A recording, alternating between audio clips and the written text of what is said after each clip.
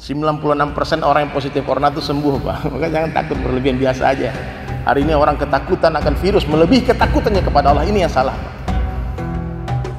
Takut mati. Itu yang mati dikubur banyak-banyak itu bukan semua karena corona, Pak. Kenapa dia mati? Habis rezeki dia makan. Ya, Pak. Karena begitu banyak orang yang positif corona sehat, Pak, sembuh lagi, Pak. Habib Ahmad Al-Habsyi sembuh. Ya. Jadi santai saja, Pak. Takutlah hanya kepada Allah. Semoga Allah jaga masjid kita, amin. Allah jaga perumahan kita ini dari virus-virus, dari semua masalah musibah, sehingga kita tetap memakmurkan masjid kita. Jangan sampai masjid kita seperti masjid-masjid di tempat lain yang telah digembok lagi, Pak. Naudzubillah min dzalik.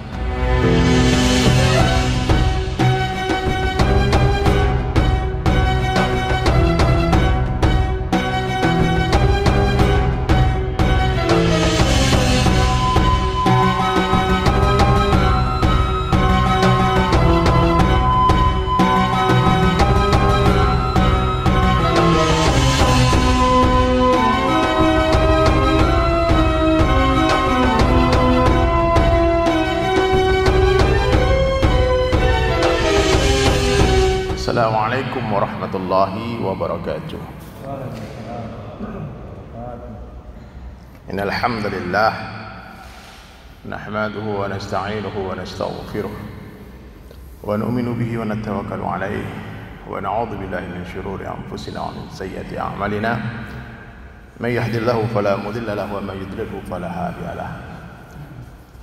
Ashhadu an la ilaha illallah wahdahu la syarika lahu وأشهد أن محمدًا عبده ورسوله لا نبي بعده. قال الله تعالى في القرآن الكريم: أعوذ بالله من الشيطان الرجيم بسم الله الرحمن الرحيم قل هذه سبيلي أدعو إلى الله على بصيرة أنا ومن اتبعني. وقال النبي صلى الله عليه وسلم: كل أمتي يدخلون الجنة إلا من أبى. Qila wa may ya'ba ya Rasulullah, qala man ata'ani dakhala al-jannah wa man 'asani faqad aba, atau kama qala Rasulullah sallallahu alaihi wasallam. Teman-teman sekalian, minta maaf ya, biasanya hari Rabu. Tadi saya salah lihat tanggal kayaknya, Pak. Saya pikir hari ini hari Rabu. Udah dandan, saya minta izin ganti waktunya jadi Selasa.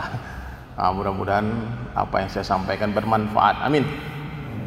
Jadi hadirin sekalian, Allah Subhanahu wa taala ini telah menetapkan bahwasanya kita akan dihidupkan secara berpindah-pindah. Ya, Pak. Dulu kita dikumpulkan Allah di alam ruh, kemudian dipindahkan oleh Allah ke alam rahim ibu kita dalam kandungan 9 bulan 10 hari kurang lebih. Kemudian dipindahkan oleh Allah ke alam dunia, sementara ini 60-70 tahun, kadang lebih kadang kurang. Setelah ini Allah pun akan pindahkan kita lagi ke alam barzah, alam kubur. Suka tidak suka, siap tidak siap, rela atau terpaksa, ini semua pasti akan masuk kubur. Setelah itu kita dibangkitkan di yaumil mahsyar, ada yaumil hisab di sana. Dan akhir perjalanan kita, manusia ini terbagi menjadi 2 kelompok saja, Pak. Yang sukses, yang berjaya nanti masuk ke dalam surganya Allah, bahagia selama-lamanya. Yang gagal dalam hidup di dunia, cilaka selama-lamanya dia dalam azab Allah di neraka. Jadi hadirin sekalian, hidup sementara di dunia, tapi menentukan nasib kita yang selama-lamanya di akhirat nanti. Maka jangan sampai kita salah jalan, Pak. Karena seorang yang telah lahir ke dunia tak akan mungkin kembali ke rahim ibunya untuk menyempurnakan jasadnya. Begitu juga orang yang telah mati masuk ke dalam kubur tak akan mungkin kembali ke dunia untuk sempurnakan iman dan amalnya. Dunia ini bukanlah tempat menyempurnakan jasad. Yang hidungnya pesek ya udah terima saja ketetapan Allah, nggak usah dimancungin. Yang kulitnya hitam nggak usah diputihin, Pak. Yang rambutnya keriting nggak perlu dilurusin. Allah telah ciptakan sempurna untuk kita masing-masing. Bentuk kita ini beda-beda semua, Pak. Wajah beda-beda. Dan saya yakin bapak-bapak ini nggak ada yang mau mukanya ditukar dengan muka orang lain. Meskipun wajah kita pas-pasan, tapi semua orang merasa muka dia paling ganteng di dunia, Pak. Betul nggak?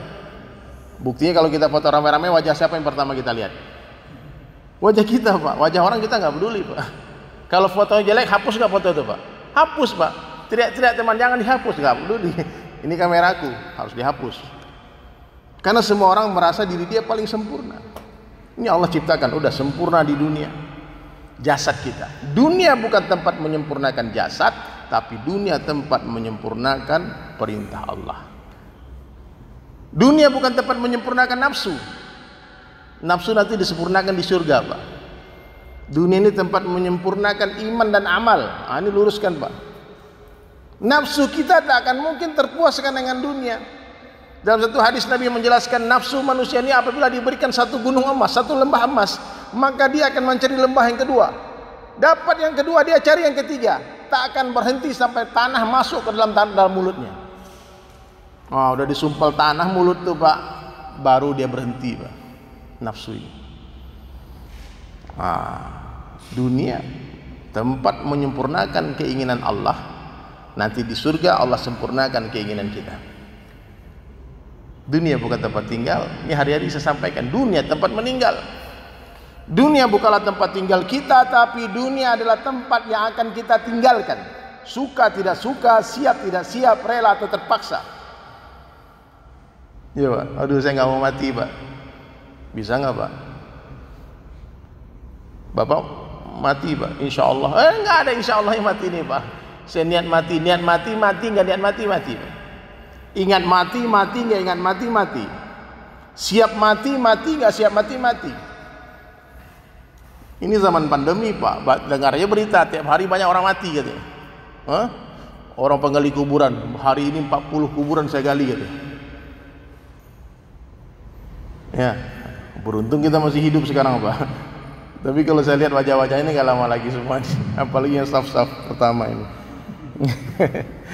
Lebih duluan masuk surga, amin. Enggak usah khawatir. Bisa staff pertama duluan, bisa yang belakang duluan. Apalagi yang baju merah. Lagi mikirkan Sukabumi, Pak, sekarang, Pak. Ini formula apa?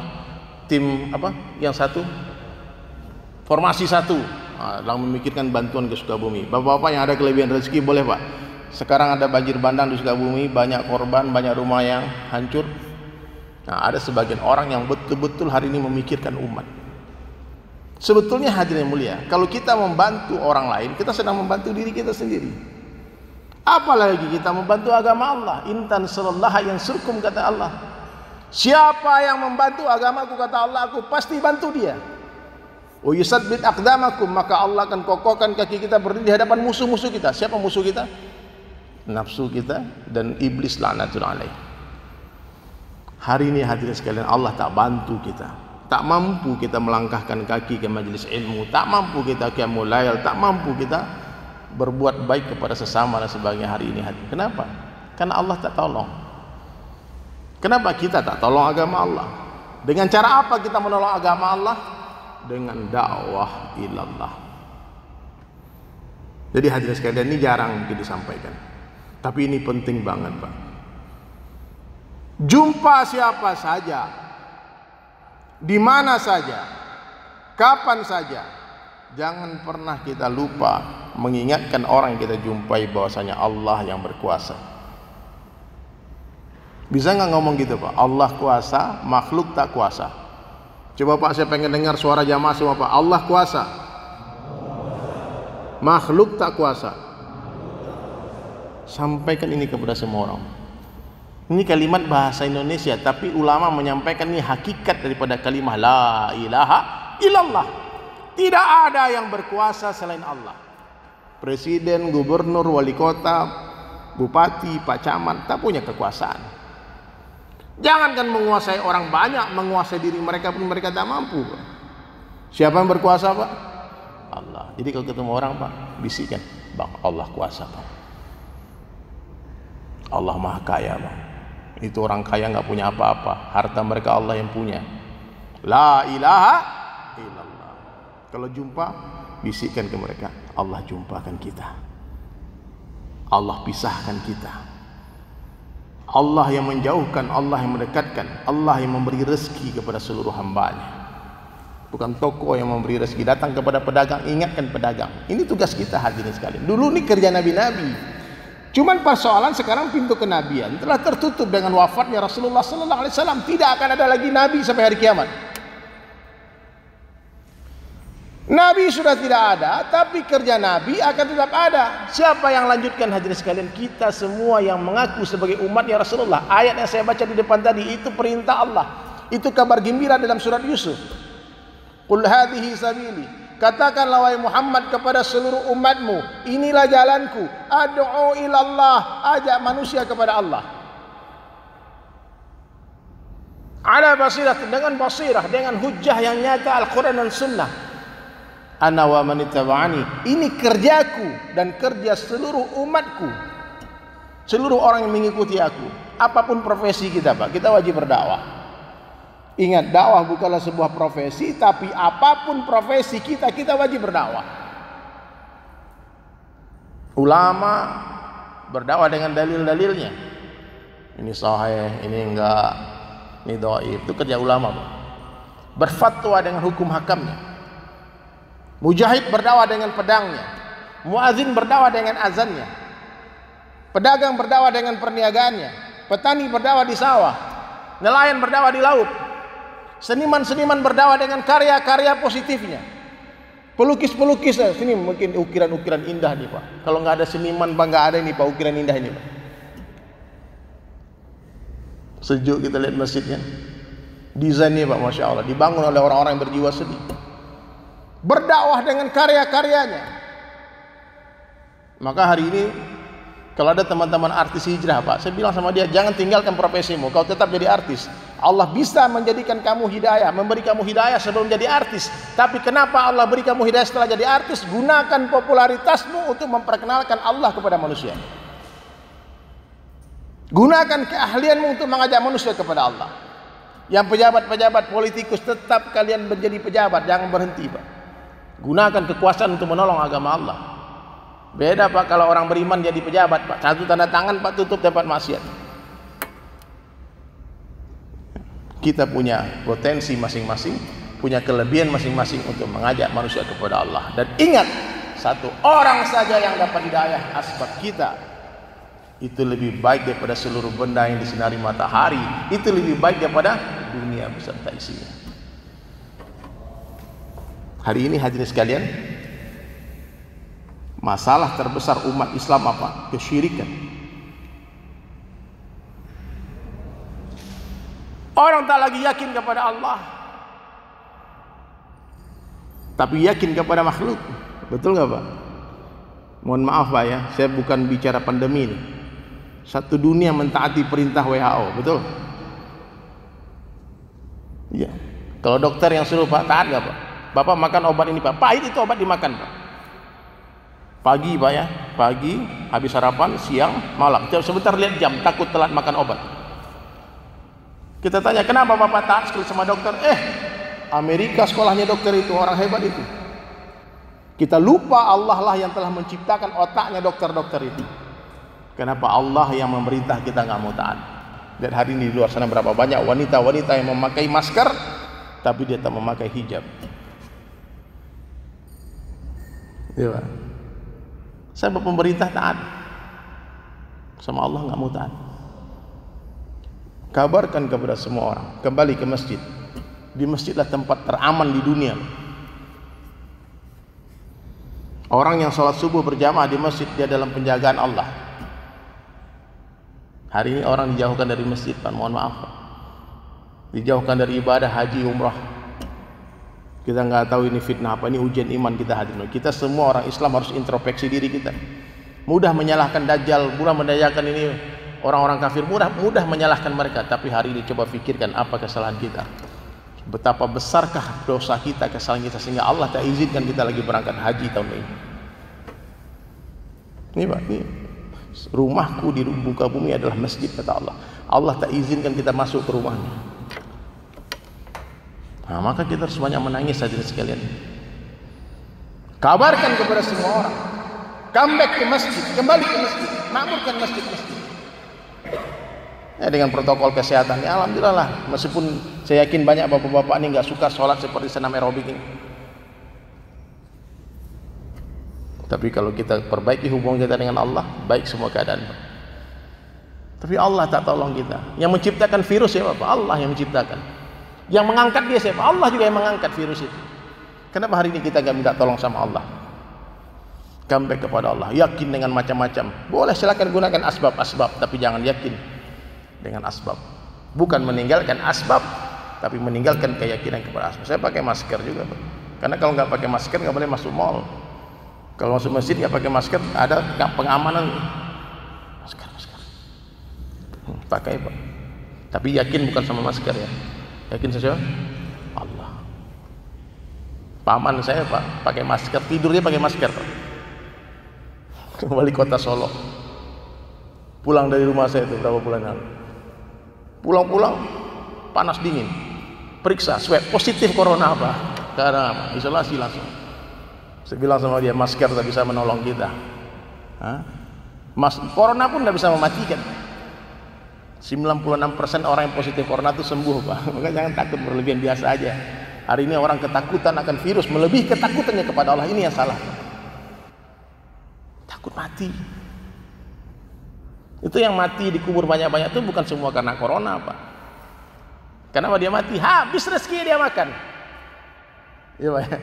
Karena begitu banyak orang yang positif corona sehat, Pak, sembuh lagi, Pak. Habib Ahmad Al-Habsyi sembuh. Ya.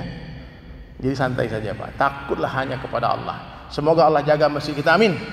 Allah jaga perumahan kita ini dari virus-virus, dari semua masalah musibah, sehingga kita tetap memakmurkan masjid kita. Jangan sampai masjid kita seperti masjid-masjid di tempat lain yang telah digembok lagi, Pak. Naudzubillah min dzalik. Semua siap jaga kesehatan, Pak ya? Jaga kesehatan, kata ahli kesehatan, cuci tangan, pakai masker, jaga jarak, dan jaga makan. Jaga makan siang, Pak, karena lapar kita, Pak, kalau nggak makan, Pak. Ya. Insya Allah, Pak ya, semoga Allah beri kita semua kepahaman dan diperbaiki terus keimanan kita, sehingga kita meninggalkan dunia dalam keadaan hati kita mencintai Allah dan Rasulnya melebihi segala-galanya.